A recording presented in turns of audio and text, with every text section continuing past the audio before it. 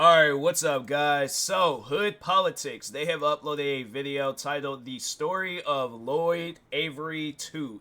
I don't know why, it was like the second, but yeah, that was like, cause that was his name and stuff. But anyways, no, so for those that don't know of Lloyd Avery the second, so if you guys have seen Boys in the Hood, remember the guy that had shot Ricky at the end and stuff, and everybody, I remember for a while people were thinking that it was Chris Tucker, and I know some people were saying that it was that the guy looked like Dante. And yeah, it's like, there's like the two people I remember them saying that he looked like him and stuff, but nope, own person. But he played, I think, yeah, it was this, he played in Poetic Justice. There were some other movies that he played in, but yeah, he ended up getting sent to prison for a double homicide. And so yeah, man, it's like I know people were saying that yeah, it was like he was a real street dude and stuff, and that's why he's like, he's probably got hired on for the movies that he played in. But yeah, it's just, it's crazy. But yeah, he had a pretty crazy I ain't gonna tell it, for I guess for those that don't know, if you guys want to just sit down, watch this video, whatever, there might be some things in this video that I don't overall know. But no, I definitely recommend you guys go look him up and, see how everything had happened with them and things. But anyways, now let's go ahead and get into this video. Make sure if you guys haven't, go subscribe to Hood Politics for more videos like this. And with that being said, welcome to Hood Politics. In this episode, I will be discussing the story of Lloyd Avery II. The facts of the case are as follows. The 1990s was the era of hood movies. South Central, Juice, New Jersey Drive, American Me, Fresh, Blood In, Blood Out, Above the Rim, Tales from the Hood, and Menace to Society are all classics in the genre. But out of all the hood movies, only one reigns supreme: Boys in the Hood. Boys in the Hood is a coming-of-age story about a group of friends trying to navigate the streets of South Central Los Angeles, whether positively or negatively. The 1991 film put South Central Los Angeles under a microscope and gave the world an idea of what everyday life was like. The film was directed by John Singleton in his directorial debut, and it stars Ice Cube as Doughboy, Cuba Gooding Jr. as Trey, Morris Chestnut as Ricky, Lawrence Fishburne as Furious, Angela Bassett as Reva, Nia Long as Brandy, Regina King as Shalika, and a newcomer named Lloyd Avery II, who was simply credited as Knucklehead number 2 in the film. Lloyd Avery II was born on June 21st, 1969, in the View Park neighborhood of Los Angeles, California. His father, Lloyd Avery Sr., was a self-employed handyman, and his mother, Linda Avery, was a stay-at-home mom. Lloyd attended Beverly Hills High School, where he excelled in water polo and baseball. While attending Beverly Hills High, Lloyd became a good friend with Quincy Jones' son, Quincy Jones III, also known as QD3. Lloyd graduated in 1987 and enrolled in LA Trade Tech, but dropped out a few months afterwards. He worked a host of small jobs, but he was more interested in the entertainment industry, which didn't sit well with his father. Lloyd Sr. wanted him to focus on a career while keeping entertainment as a hobby. Lloyd found some early success as a producer on Tisha Campbell's song Push. Around the same time, he landed a major role in the classic film Boys in the Hood. Lloyd played a blood gang member known for toting a double-barrel shotgun, and he would be a part of one of the most iconic scenes in movie history. Yup. I don't know, man. I'm not no gun expert, but it's like, I feel like that gun, it ain't gonna be as accurate, like, cause it seemed like he was like right up there on him and stuff when he shot. But I'm not no gun expert. I don't overall know, but I just think that maybe the bullets would have spread it out a little bit. But yeah, it's one of those things where it's like, I'm not trying to ruin the movie for anybody, because I feel like people gonna be like, oh no, now every time I watch this movie, it's all like, yeah, that was kind of weird with that shotgun. It's all like, it was like accurate hits and stuff. But anyways.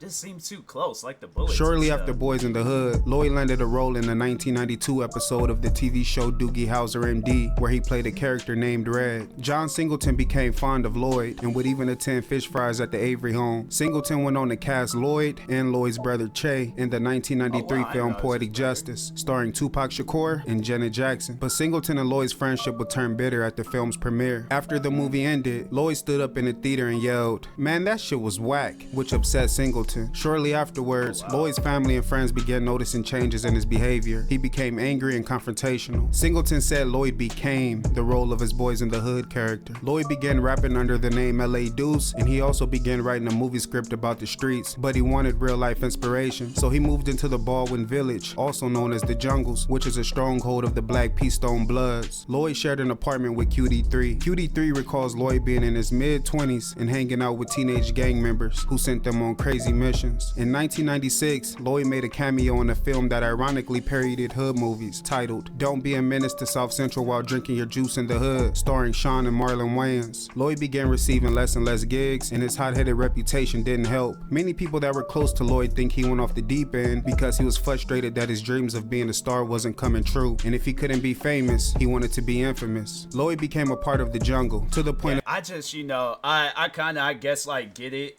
It's like, if you don't have, like, no support in your dreams, it can be, kind of hard to follow your dreams. But I feel like that's when it's up to you to, like, really, I guess, like, keep a hold of your dreams. Like, follow them, stay strong with them, all that stuff. So, you don't end up down in no path where it's like, people don't want to be bothered with you no more, because it's like you done took things too far, so, and I feel like, yeah, that's what he overall did. He was just taking things too far. Of getting the word Jungles tattooed over his eyebrow. In March of 1999, Lloyd was involved in a shootout on Hillcrest Avenue in the Jungles. In April of 1999, he was involved in an argument at an Islamic center near the Jungles. At around 11:30 that night, Lloyd threw a concrete water meter through the window of the center and a shootout ensued. Lloyd continued to spiral out of control, but after constant conversations with family and friends, he decided to clean up his act. He started distancing himself from the gang and began the process of getting his Jungles tattoo removed. Lloyd fell back into acting and landed a role in the 2000 film Lockdown,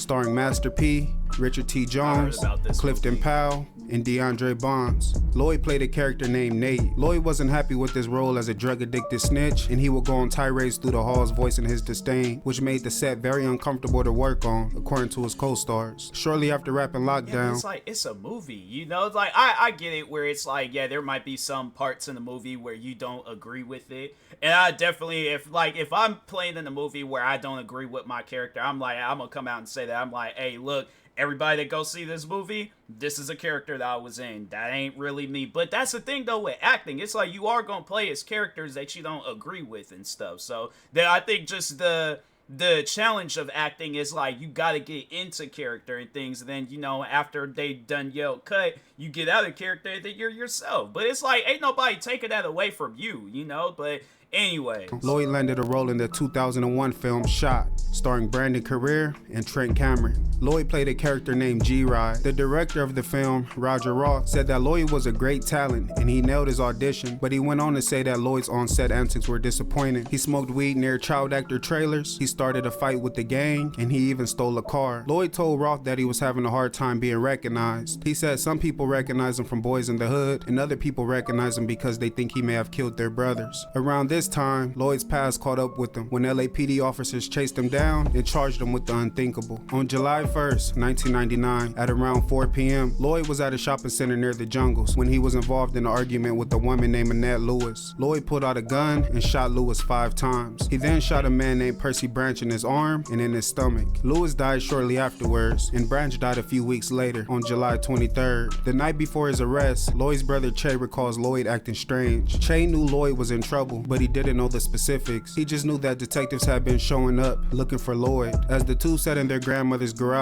Che said Lloyd was saying things like, "I had a good life." Che said, I think I remember hearing about this. Like, he was sitting with somebody, but I didn't know it was his brother and stuff. But yeah, I did hear that he was sitting with somebody and was just kind of talking weird and stuff. Lloyd sounded like he wanted to confess something to him, but Che stopped him because he was scared to hear what Lloyd was going to say. Early the next morning, the cops pounced. Helicopters hovered over the residence and patrol cars began to line the streets. Che saw Lloyd in the kitchen with his bike. Lloyd gave Che a hug and left out the back door. As Lloyd rode down Crescent Heights Boulevard, he made a U-turn and stopped next to a police car and asked the cop, "What's up?" As the cop exited the vehicle, Lloyd took off, but soon afterwards he collided with another police car. He was was arrested and charged with 2 counts of murder. During the trial, there were a lot of issues with the prosecution's case. The 3 eyewitnesses who identified Lloyd as the shooter all had credibility issues. No murder weapon was recovered, and the bullet cases linking him to the shooting were accidentally destroyed by ballistics examiners. Still, Lloyd was found guilty with the murders of Annette Lewis and Percy Branch and sentenced to life in prison. Lloyd's family and friends were split over the conviction. Some of them thought he was innocent, and some of them believed he was guilty. Che recalled a time when Lloyd showed up to the house, yelling things like he kills people, and when he was told to leave, he replied, "I don't give a fuck. Jungles." Lloyd was sent to Pelican Bay State Prison, which is one of the most dangerous prisons in America. Che said that Lloyd wanted to go to Pelican Bay because it was the roughest place. Che went on to say that Lloyd had plans on beating his case in retrial, returning to the streets as a convicted murderer, and starting a rap career. Lloyd was granted a retrial, but he was again found guilty in July of 2005. While between trials, people that were close to Lloyd began noticing a change in him. He befriended a chaplain named Dennis Clark at the Los Angeles County Jail and became a born-again Christian. Lloyd stopped cursing and fighting, and he would often call family and friends to check up on them and offer kind words. When Lloyd returned to Pelican Bay after losing his retrial, he led prayer services and tried spreading the gospel to his cellmate, Kevin Roby. But there was a problem. Roby was a Satan worshiper who was on year 17. I don't get, this is the part that I just don't get about that prison. It's like, you should definitely be checking in on the prisoners and see what they're about and see what they got going on and see how they overall going to communicate with others. If you know this